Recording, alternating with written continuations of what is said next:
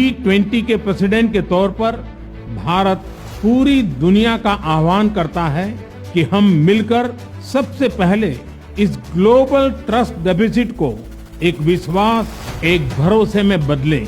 यह हम सभी के साथ मिलकर चलने का समय है और इसलिए सबका साथ, सबका विकास, सबका विश्वास, सबका प्रयास का मंत्र हम सभी के लिए एक पथ प्रदर्शक बन सकता है।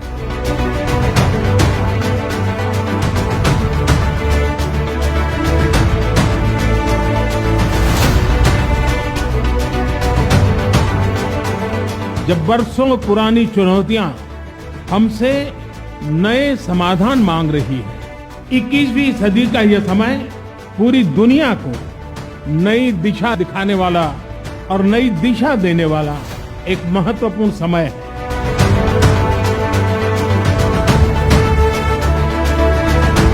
सबका साथ की भावना से ही भारत ने प्रस्ताव रखा था कि अफ्रीकन यूनियन को G20 की स्थायी सदस्यता दी जाए।